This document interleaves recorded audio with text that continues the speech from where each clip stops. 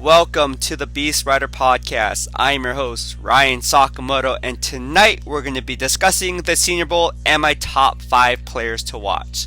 So let's get started. Now, if you're new to following my podcast, thank you for tuning in and welcome. I like to break down my podcast into different parameters, specifically as it pertains to the NFL draft.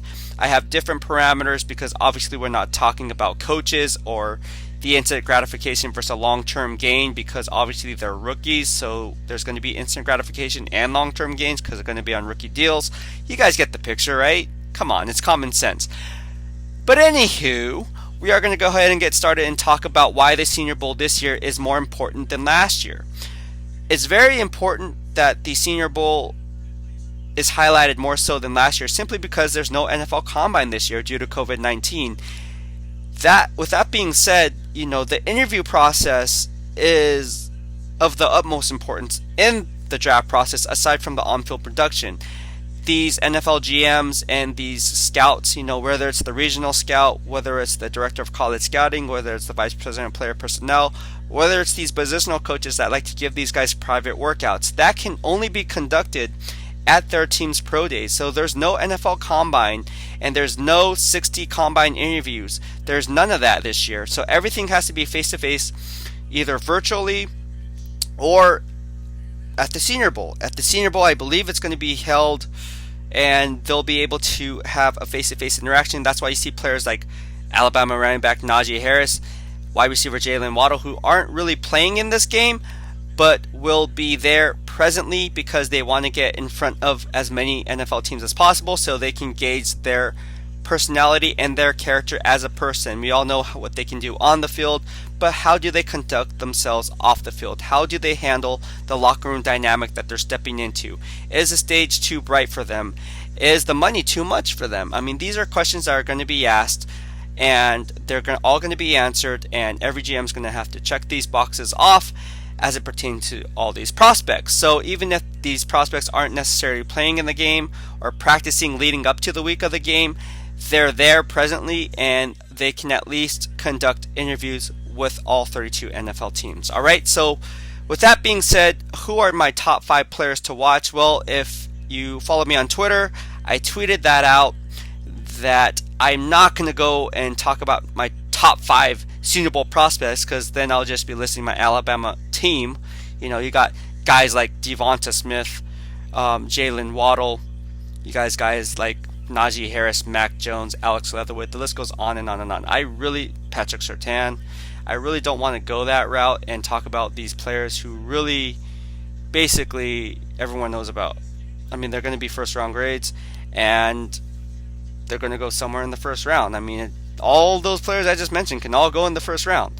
Mac Jones, yes, can all go in the first round. So Alex Leatherwood, yes, can all go in the first round. Then you got Deontay Brown and some of these other guys. So with that being said, I'm not going to list about these Alabama prospects because you guys have heard enough of these guys, especially from me on Twitter. Like, okay, man, yeah, we get it. These guys are good. And they are good. That's why I talk about them. But I like to break things down a little bit further, peeling back another layer of the onion to get to the core. And what I'm talking about when I talk about getting to the core, in this case, I'm talking about these sleepers, these diamonds in the rough, these players that really no one is talking about. Maybe they play at a big school, but maybe no one's showing them love or not highlighting them enough. That's where I come into play because I'm going to be the guy that's going to point this stuff out in real time as it unfolds, well, in this case, before it unfolds, and you guys can be like, oh yeah, BEASTwriter said that. Or I was wrong, oh, BEASTwriter is wrong. I'm not afraid to put my cojones on the table. So I'm just going to say it right now. I've never been one to do that. I never back down from players when they retweet me. I never back down from anything. So if you mad at me, man, come at me, bro. I don't care. I mean, I'm still going to stay 100 and unleash your inner beast. You feel me? All right, so here we go. This is my 8th year covering the Senior Bowl since 2014. I've had some hits, of course, with Aaron Donald being my biggest one, but I've also had some misses like Aaron Colvin, who tore his ACL during Senior Bowl practice. Guys like Will Sutton, Quentin Rollins, guys like that. So, yeah, I've had misses, but I've also had hits. And if you're more right than wrong, odds are I take that as a win in my book, and I think anybody would take a win in your book if you're more right than wrong. So, am I 100% right? No, but then I'm not God. So, That's why when people come at me, oh man, like you were so wrong. How many times has that happened on Twitter? All I heard was crickets this year. Last year, all I heard was crickets. The year before, all I heard was crickets, except for, the 1 year that one player had one good year, and then this year, crickets. So, just saying. You guys know what I'm talking about. But let's get started. Let's talk about my 5 top players to watch at the Senior Bowl who aren't Alabama prospects. It's not my top 5 best players to watch. It's my top prospects to watch. And we're going to start with defensive tackle Marvin Wilson out of Florida State. Man, this guy is a man among boys. He's strong at point of attack. He has quick feet. Always blowing up plays at or near the line of scrimmage. Really, what is it?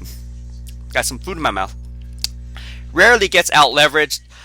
Swallows up ball carriers at the tackle radius. I mean, this guy works through the trash down the line when he scrapes down the line. This guy has all the movement skills that you're looking for from a traditional one technique. Now, Florida State usually put him at defensive end, kind of in that 3-4 base.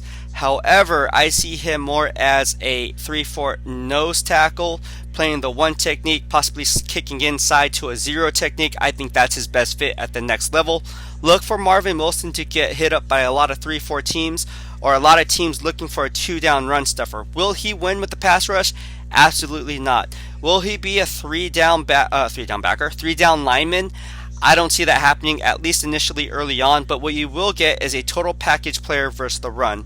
He wins with power. The guy is basically a immovable object at the point of attack. I mean, you watch his film, number 21, just is all over the place and eating up space, and does have a sideline to sideline presence, and his motor runs hot. So, like I said, he's not going to be a 3-down player, but if you're looking for a player who can be a 2-down run stuffer and a nose tackle defensive lineman, he's your guy.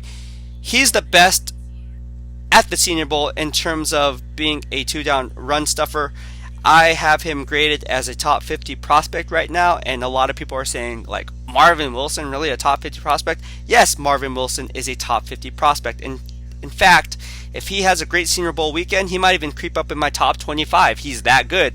A lot of one techniques don't get a lot of love because they play the one technique. So if you look at a box score reader, and if you're just a box score reader, you're really not going to see the other things that these one techniques do. You're going to see all these tackles for losses that these other players make. But you got to remember that these plays that these other players are making for tackles for loss, it's usually the one technique who can 2-gap and hold their space in a 2-gap scheme or a 1-gap scheme, whatever the case may be, taking on multiple blockers at the point of attack, freeing up the linebackers behind them to make plays sideline to sideline or at the point of attack. Simply put, Marvin Wilson is the total package, and I have a late first to second round grade on him. I think if you're a team looking and in need of a defensive tackle, let me just go down the list. I'm going to pull it up right here. I'm working on my mock draft, multitasking, doing these podcasts, and then working on my mock drafts. And then I also work on my top 3 cap casualties, how that affects the mock draft, and then these other parameters that come into play as to who may trade up. So I have different scenarios on these Excel spreadsheets all over the case. If you saw what I am looking at right now, you would be amazed at what the hell is all this information. But getting back to it, so let's look at defensive tackle, right? So the Cincinnati Bengals can use a defensive tackle because I believe they're going to get rid of Geno Atkins at the end of the year. I think he's going to be a cap casualty, right? So they're going to be needing a defensive tackle. I think you can plug in Marvin Wilson probably in the second round there. Then you look at a team like the Detroit Lions.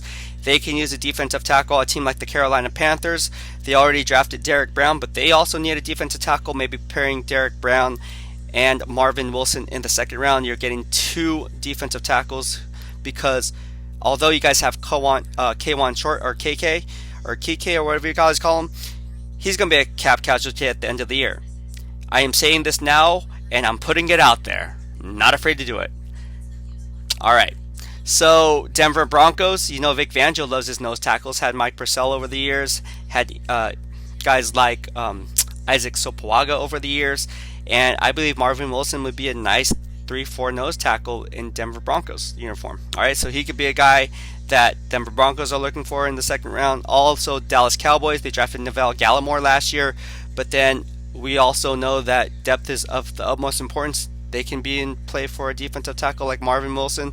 And, there's a lot of teams out there that can really use a Marvin Wilson type of a player. Minnesota Vikings are another one. And the list goes on and on and on. The Las Vegas Raiders can use Marvin Wilson. I think he would be a nice plug-and-play player there. And then you got the Tennessee Titans, right? Tennessee Titans need a nose tackle. So all these teams that can use a nose tackle or a two-down run stuffer, he may be in play with all those teams in the early part of the second round. Or the late first round. You never know, right? You never know. All right, so getting back to the podcast specifically as it regards to Marvin Wilson, look for him to be a stud at the Senior Bowl. He's going to make plays all over the field and in practice, and I'm really excited to see what Daniel Jeremiah and all these NFL analysts have to say about Marvin Wilson after he tears it up at the Senior Bowl practices, because he's just going to be, like I said, a man among boys. You get this guy in the Nutcracker drill, you get this guy in the Oklahoma drill, he's just going to blow up people. Obviously, they don't do that. But you get the point. This guy's going to be a monster. All right? Now, getting down to my second prospect to watch. This guy flies off the tape for me.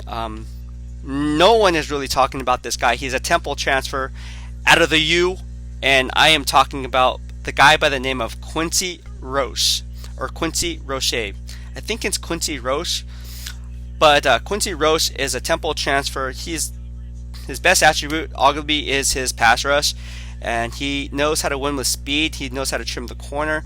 He knows how to convert speed to power. If you turn on the Clemson game, he was wrecking havoc all over the football field, and the proof is in the pudding. He displays natural pass rush ability. Now, the problem that maybe Quincy Roche has is mental lapses, right? Can he stay consistent? And I believe he can. I think that can be coached up. Again, if you're a GM or if you're an NFL scout, the one thing that you're looking for is not necessarily how they played their technique, because in college you really don't know unless you talk to the coaches on a specific play how they're taught to play that technique. Maybe they're hiding another player's deficiencies, so maybe he's playing his splits a little bit wider than he normally would with maybe a backup role player. You never know. So that's why when scouts really evaluate game film, you don't really grade on actual technique that these guys are playing, but rather the critical factors. The critical factors meaning, speed, power. Can these qualities be coached up? Does he have the skill set to thrive? It all comes down to coaching, because in the NFL, every coach believes that he can coach up a player to reach his full potential. That's just how it is. All right. So Quincy Roche is another guy who I think is going to turn heads at the Senior Bowl practices leading up to the Senior Bowl game, and he's a guy to watch. Obviously, they had Jalen Phillips and Gregory Rousseau, but I really, really like Quincy Rose, the Temple transfer. I think he is a pass rush specialist that any team would love to have as a rotational player, if not a third down specialist. All right. But how does he stack up against the run, right? As we're talking about the pass rush, he's extremely fluid in terms of scraping down the line. That's one thing that I noticed about him watching film is he has a nonstop motor, and he knows how to scrape down the line of scrimmage. He works through the trash. He knows how to shoot the gaps with ease. So if he sees a play, especially a running play, he knows how to blow that thing up before the offensive lineman can get his long arms on him. And that's going to be needed at the next level. A lot of these teams that use outside zone runs, he'll be able to go ahead and close that down at the point of attack. All right. So especially when it comes to the zone read option with all these dual threat quarterbacks, you got Kyler Murray, Russell Wilson, Lamar Jackson, Pat Mahomes. The list goes on and on with all these dual threat. Josh Allen. You really need a defensive front seven that can really hold their own and have what I like to call COD, change of direction, not the game COD like Call of Duty, but change of direction skills. And when you have the change of direction skill set, you're making other players' jobs easier because you're able to leverage your technique and then help and recover. Okay, makes sense. All right.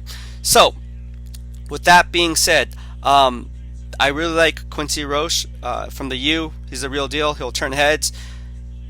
I believe he'll shoot up draft boards when it's all said and done after the Senior Bowl weekend. I have him in my top 50 as of right now, and I'll be working and releasing that top 50. You guys are probably, oh, what's your top 50? I'm still working on it, guys, but I have a list of, right now, I got it down to about 75 players, and Quincy Roche, if he shows a strong Senior Bowl, he'll be in that top 50 for sure. All right, and that's a player that no one is really talking about or praising, but you watch, he's a player to watch at the Senior Bowl. All right, now staying on the defense side of the ball, let's go to tough Borland out of Ohio State University, the Ohio State University. And people are asking me, is tough Borland related to Chris Borland? No, he's not. He is not related to Chris Borland. However, the skill set is very similar. Now, I'm not saying Tough Borland is on the level of Chris Borland. That'd be fool's gold. But Tough Borland does bring a similar skill set. He plays with a savvy mentality, football savvy mentality, meaning he's very bright. He knows how to diagnose run, pre-snap recognition. He knows how to play his splits. He's not the most athletically gifted player, but he wins with his football study and football IQ, and that's something that will be needed at the NFL level.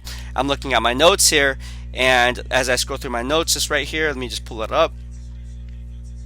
Yeah, so he's ready, he's always in position, never out of position, always ready to make a play.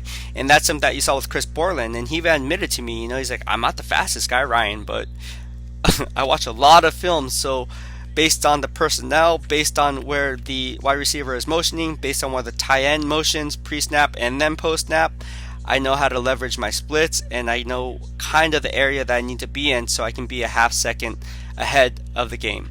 And that's why Chris Borland was always making plays on the ball, and people said, oh, how come he has a knack for the ball? He always has a knack for the ball. Well, it comes down to football IQ and being savvy enough to know where the ball is going to go before the ball goes there. Kind of crazy, right? But hey, that's Chris Borland for you. Damn, I miss Chris Borland. Just think if Chris Borland was on the team today. Like, that would be Chris Borland and Fred Warner and Dre Greenlaw.